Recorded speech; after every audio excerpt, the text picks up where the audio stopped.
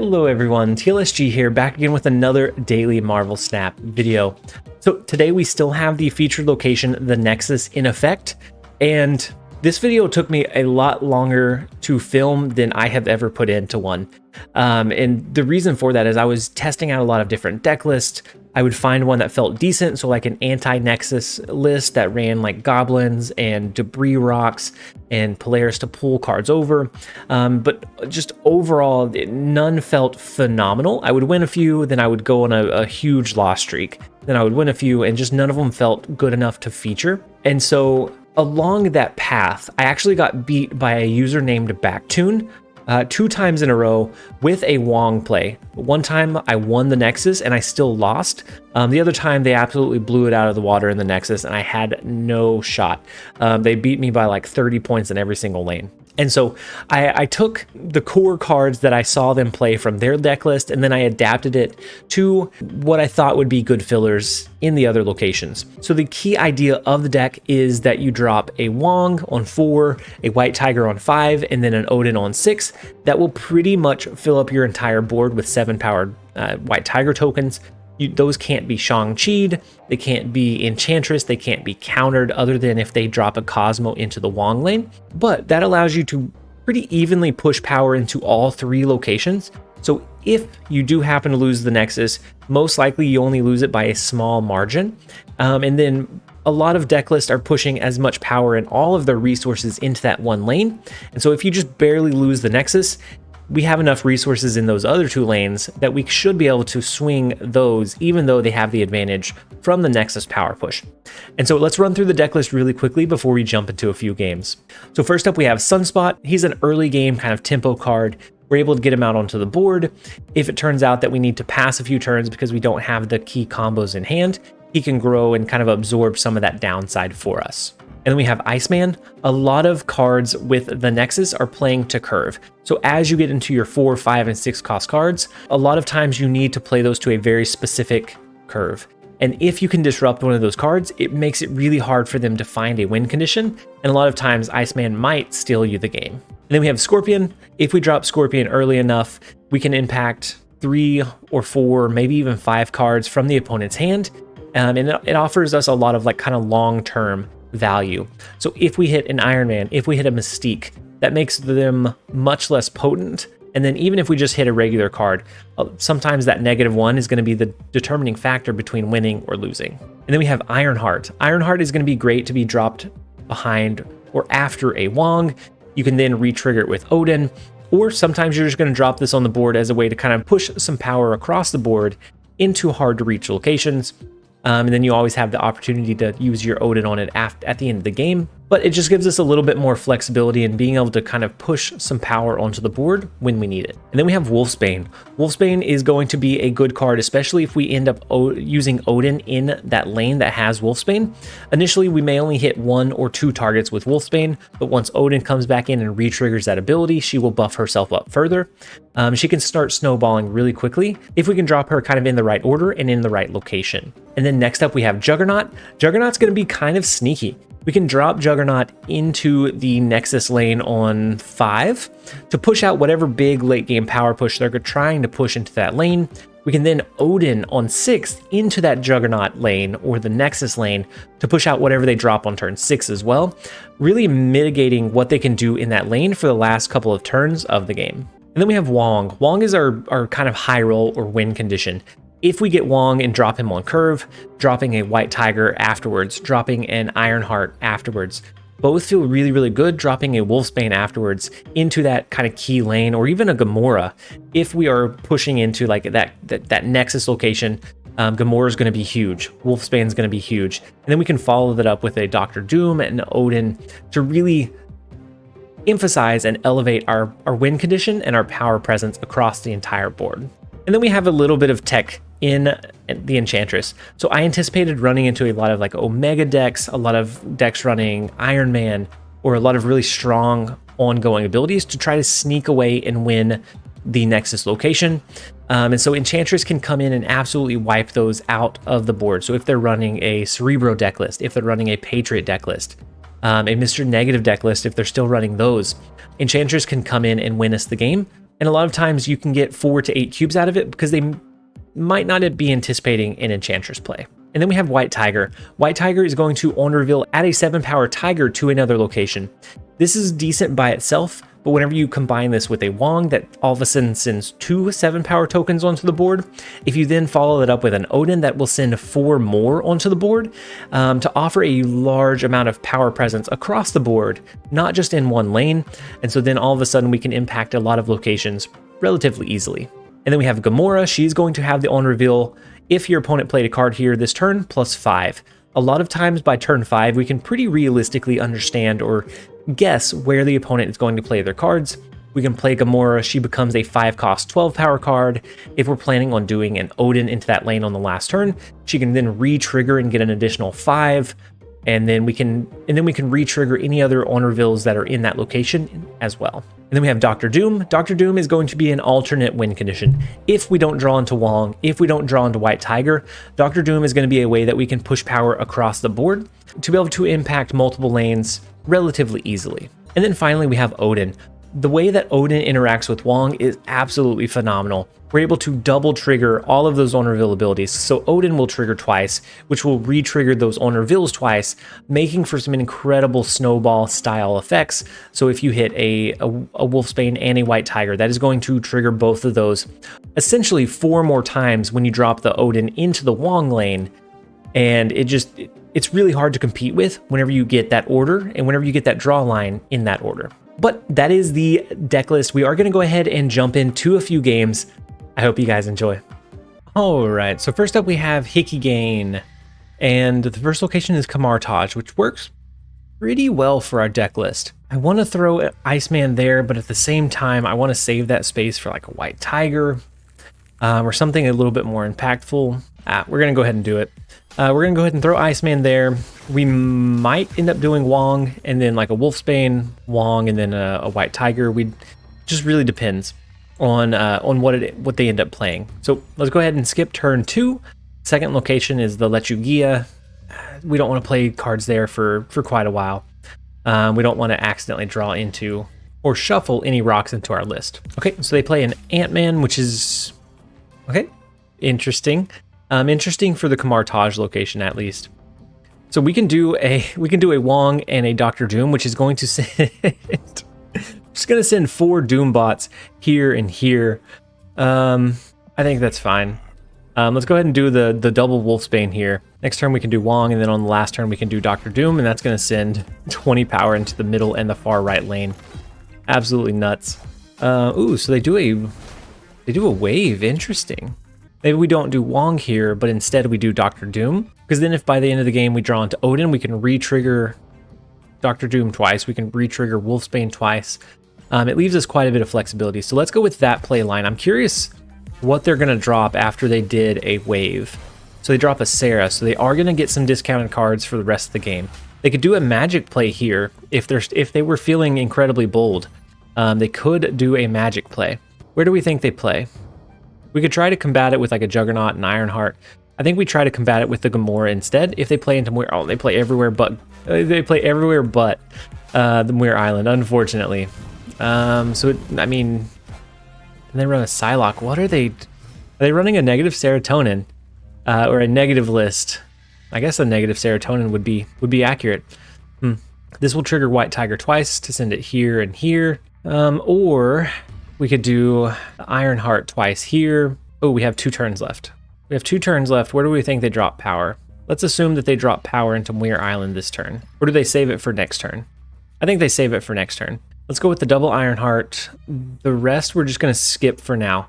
We want to save a space for a potential Enchantress. This looks like it's probably going to be a really strong like Iron Man potential game. And having Enchantress I think will be a lot of really good impact. So the Blue Marvel. Okay, so Adam Warlock. So interestingly enough, that's not enough to win this lane. And so I think what we do is drop an Enchantress, which will take 4 away from here. We could do a Juggernaut to push whatever they drop in this lane out, because even with the 4 versus our 3, we win this lane. Yep, let's go ahead and lock that one in. That should be it. Ooh, so they drop both their cards here. So we hit it with an Enchantress first, and then we hit it with a Juggernaut second. which sends these two cards over into Camartage. We should win the far right lane and the middle lane. So oh my gosh, what a huge juggernaut. It stopped, I mean, of course we had the Enchantress, but it stopped the lanes from being shifted around, which I don't think would have necessarily made a difference. But we did combat the Blue Marvel twice, the Blue Marvel and Onslaught twice, which feels very, very satisfying. That's a great start to this list, finally. It has been 3.5 hours, if not more. No, that's being generous. It has been like 5 hours. It has been like 5 hours, and I've been tweaking different deck lists. I'm glad that I came with. Hopefully, this one continues to do good. I need a solid L here. I need a solid W here. We don't need any L's. Let's go ahead and jump into the next one. All right. So next up, we have Mikey Cherie 3D or Mikey Cherie 30. I'm not sure which one. The first location is Crimson Cosmos, so we can't play any low-cost cards there. That's going to be fine. We can do something like a Wong, a White Tiger, and an Odin if we draw into like that perfect play line. Baxter Buildings looks like it's going to be a pretty pivotal location to win, and unless the last one turns into like the Nexus. In that case, that one's going to be more important, but the Baxter Building one right now looks like it's going to be pretty important. Okay, so they play an Angela. They have a decent power push on the board. Okay, so the last one is the Nexus. Based on what we have now, they have initiative, so doing a Juggernaut into the Nexus feels kind of bad. So does skipping here, but I think we're going to. Because if we did Juggernaut, it would push their cards out after they flipped. This one's not much better, honestly. Oh my gosh, this turn's awful. So we don't have our Wong. So how do we play this one? They still have initiative. So I think we do an Iceman and a Wolfsbane. Doesn't feel great. I do think we end up probably losing this one overall. So they do play a Hood and a Carnage. So they have a 6-power demon in hand. I think with this we should have initiative going into turn 5. We can finally do the Juggernaut play. But do we want to?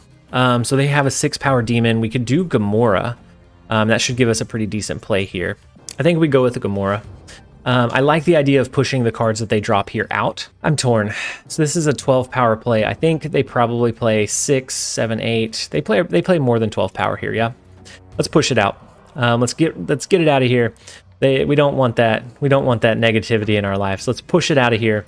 Next turn, we can always do the Gamora or a Dr. Doom. I'm hoping they drop 2 or 3 cards in the Nexus, hoping to buff up their Angela. And so there's 2. Oh no, they have initiative. Oh my gosh, I thought I had initiative going to this turn. How awful. Shoot, Gamora was the play. Because now they've buffed up their Angela and we push it out for free. Oy vey. Not great. Not great. So we have to win the Nexus to win this one. This one is too much of a gap or of a jump. Wow. I really wasn't seeing it. So I'm guessing they didn't have, like, maybe they had 1 or so card that they'd be able to do. Maybe they thought we had an Odin, which would push whatever they played out in this lane this turn out, giving us the chance to win this Nexus lane pretty heavily. Very, very fortunate. We did not have that. We had Gamora, which would have been a 12-power push, but if they were able to do anything close to that, they would have beaten us in the Crimson Cosmos. So very, very fortunate that we were able to pull that one out. I'm going to go ahead and jump into the next one. Hopefully the next one's a little bit comfier. All right, so next up we have Turgil. The first location is Nova Roma, so we draw into an additional card, which is pretty nice. Let's go ahead and play our Iceman into Nova Roma. We don't necessarily want him into a location that turns into the Nexus. We want to kind of reserve that for some of our higher power plays. Camartage is pretty nice. We can do the double Scorpion. We can do the double White Tiger. We can then re-trigger it for the quadruple. I think that's a snap if I've ever seen one. We have the Scorpion that's initially just going to be a double Scorpion, and then we have the Ironheart that's initially just going to be a double Ironheart. And then on 5, we're going to have the White Tiger come in, which is going to be a double White Tiger for the quadruple, coming in with the Odin to re-trigger all of these effects for some pretty good upside here. So let's go ahead and play our Sunspot here.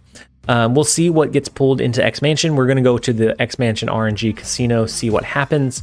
But I think we have a good shot here. I don't know. They've passed every turn except for the first turn. So I'm curious what they have. Khazar is a strange one. It buffs up 2 of our cards, and then Iceman for them. It hits our Ironheart, but that's okay. We're going to play her this turn. We were going to play her regardless. And so the White Tiger, the double White Tiger will go here and here. With the Odin, it'll trigger all over again. Ironheart will buff up all of these cards. I think we just have an overall like good power push just in general. And they can't send us things like goblins because it'll bounce to our side and then bounce straight back. And so then the morph comes in. Ooh, the White Tiger for them. The morphed White Tiger is pretty big. And then Jubilee pulls in again. Ooh, that's a big lane. So do we push for our lanes some more? I think we push for the other lanes. Let's go with the White Tiger. I think Kamartaj is probably a lost cause. And so let's go with the White Tiger. We can go with an Odin to then, re-trigger in the left and the right lanes. So we have an 8 power win here. We can then re-trigger and go over here. So they did an Iron Man. They only have 11 power in this lane. But if we did an Enchantress, that wouldn't be it wouldn't be the full 11. So let's go with this play. I'm not sure what they have. They have all of their cards from their deck though, because of the Jubilee thinning it out. Maybe they have a Mystique that they play here. I don't know. I think pushing that much power over into this lane is gonna be difficult. They only play 1 card, so we're not sure what they're running. But I don't think it does it. We have 4 White Tigers that are gonna go over there, so it's gonna be like 28 power lane, or more because of the Ironheart trigger.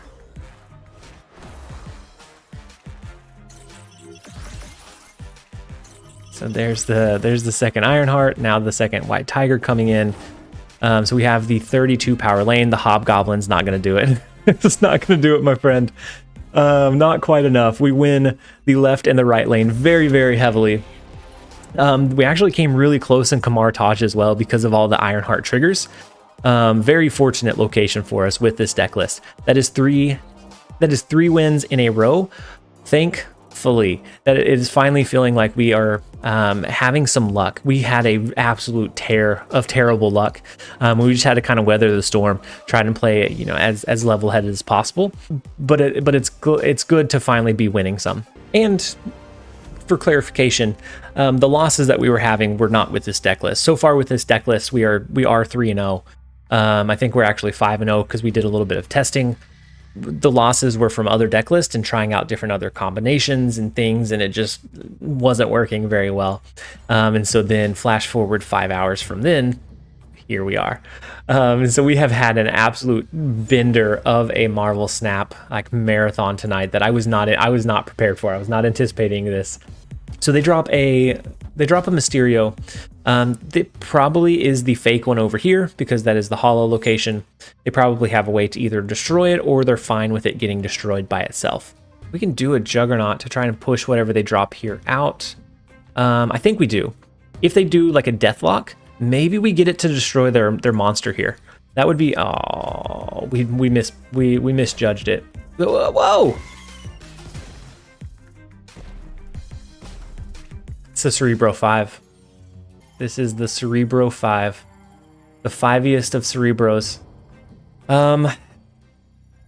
So knowing that, let's hold our Enchantress. Enchantress may come in pretty handy here. So I still anticipate that this is the fake one.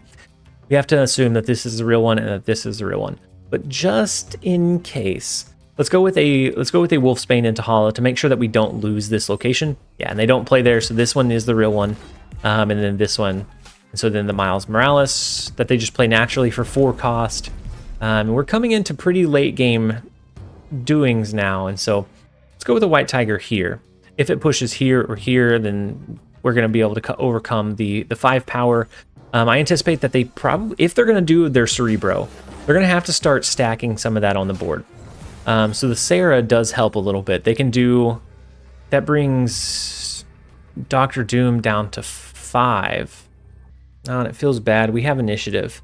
So if they do a Cerebro and a Mystique, That's going to be 2, 4, 6. That's going to be 12 extra power. That puts them at 27. Puts us at 21. We drew into a garbage hand. This is trash. Well, let's go ahead and hope that maybe they didn't draw into their combo piece. That's all we can hope for. Because if they only get one trigger, that's going to be 2, 4, 6. That puts them at 21. This puts us at 21 as well. Yeah, let's go ahead and play for it. Maybe we get lucky. Maybe they don't have their Cerebro. Nope, they have the Dr. Doom. Awesome. And then the Star-Lord comes in as well. Ooh, really? Because they don't have Cerebro, it doesn't buff up their Monster Island lane. Our monster token here was enough to come over their Dr. Doom. So since they didn't play Cerebro, it actually hurt them more than it helped them by killing the monster. If they were uncertain, they probably should have held the Deathlock for a little bit. We got very, very lucky. Very lucky. We had a lot of rocks. I'm sure Bootleg had a lot of rocks as well. It came down to a very close 1-point finisher here. So we're lucky that our White Tiger went here. I guess not. If our White Tiger had went here, we would have won if it had went there earlier. Anyways, let's go ahead and jump into the next one that is 4-0. I thought for sure that one was a loss. I'm sure you could see it on my face when the Dr. Doom came down. I was deflated. We had lost, but we pulled it out. Let's go ahead and jump into the next one. All right, so next up we have Yoon. The first location is the Nexus. So we need to kind of figure out what resources we have and where we want to play them. And so, I mean, I guess we don't have to figure anything out if we don't have any cards we can play, right? So we do have Ironheart. We do have Juggernaut. We'll be able to play both of those onto the board at some point. So the Wakanda cards are not able to be destroyed there. And then we have Ironheart. We don't have our Wong or our White Tiger.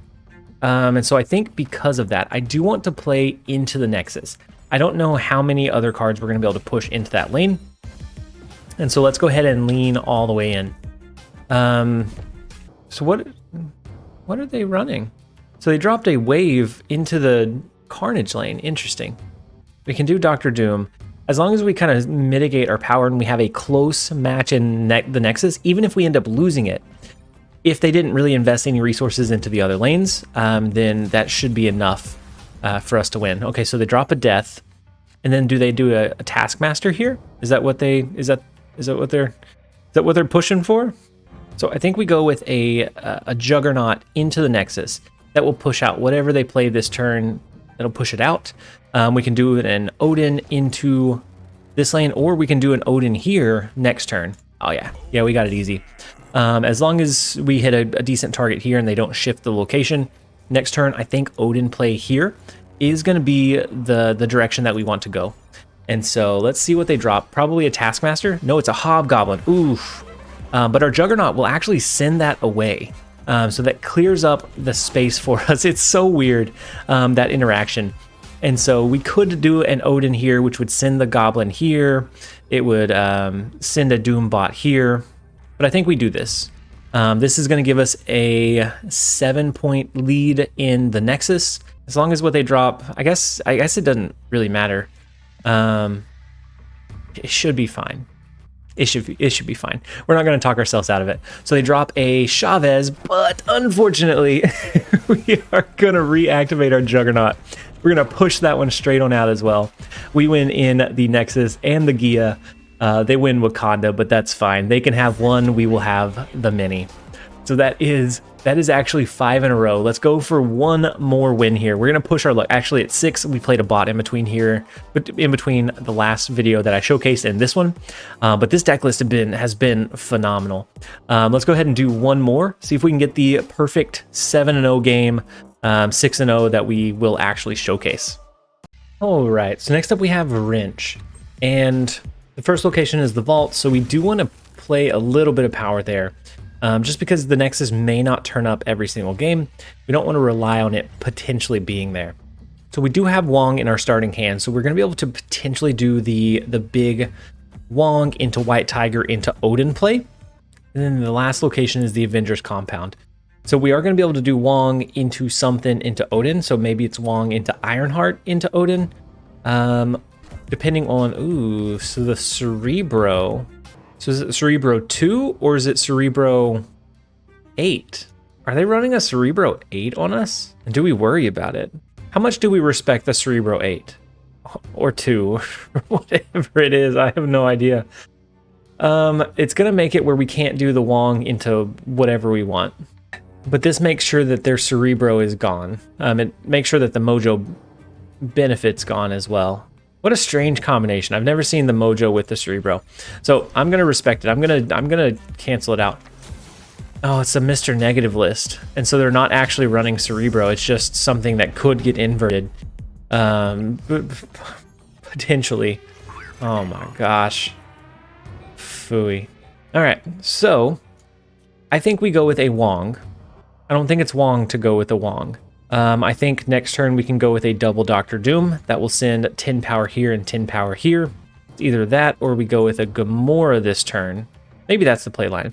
We go with Gamora because we know that they have to play a card here. Next turn we can go with an Odin, which will re-trigger the Gamora, making it really hard for them to win the Avengers compound lane. And they don't have any ongoing abilities that they can steal. Ooh, so they did have the magic. They got the magic in them. Interesting that they're still gambling running that one. Because if they didn't draw it in time, it would have kind of tanked their entire game plan or their entire hand. So we will be able to play cards into this location at after this turn. So I think we go with a Dr. Doom here. We go with the Dr. Doom. Next turn we can go with an Odin. That will send another one here, another one here.